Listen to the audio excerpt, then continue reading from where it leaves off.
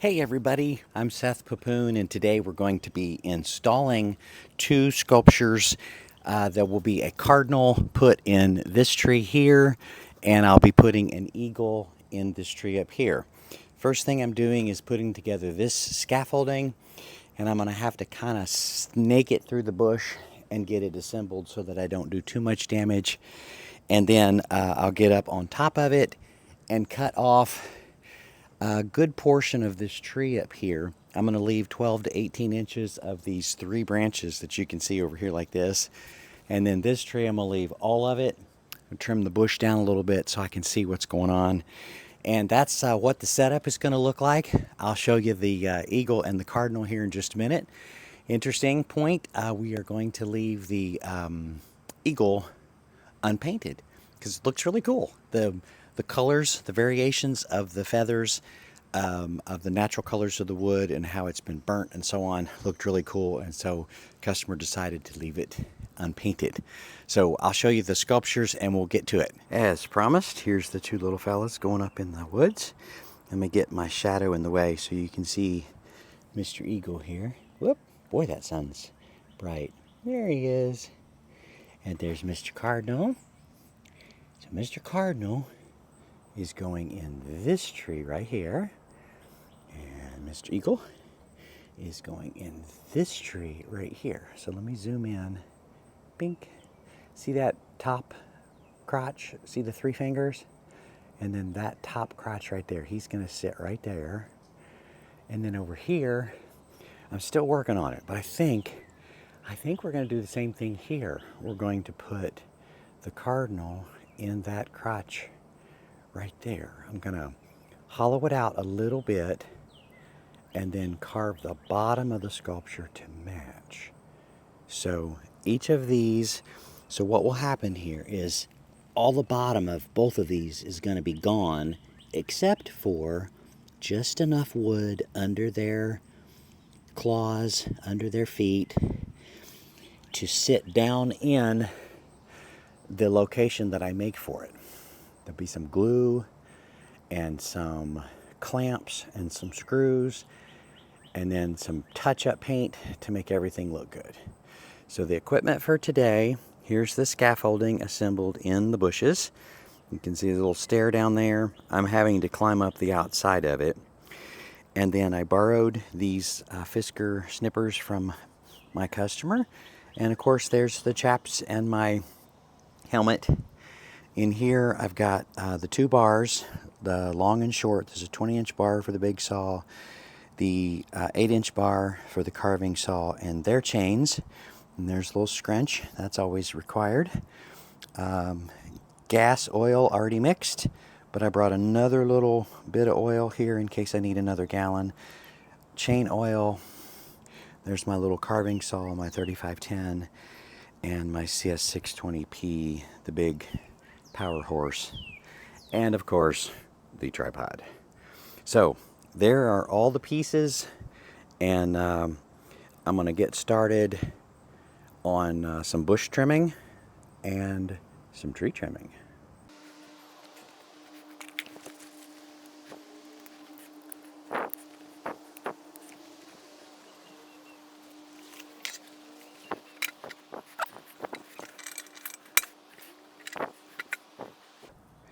Time to get some cutting done. So at first I had the scaffolding out this way, and as I took some stock in the tree, I realized it's probably either going to fall this way or that way. And I need it where the scaffolding was to fall that way. Well, that's not going to happen. So from this position, I can stay out of the way and I can notch it and try to get it to go that way. So there's enough weight up here that I'm hoping it will counter the weight of this piece and it will fall straight towards you. So we're going to give this a smack and try to get the spiders out of it. And here we go. Okay, what if I cut it this way? Would it fall straight down? because I'm thinking I got to cut it here. I'm gonna put a knot. This is my plan. Put a notch here, and then angle it. Put a little bit of a notch here, and then back cut it here to try to direct it that way. But I'm not up as high as I thought I was going to be on my scaffolding. So, wonder, I need to be able to do this. Hang on to the tree, get out of the way, and let it go down. You know what though? I can get rid of a bunch of these little branches, maybe. Nope, I can't either.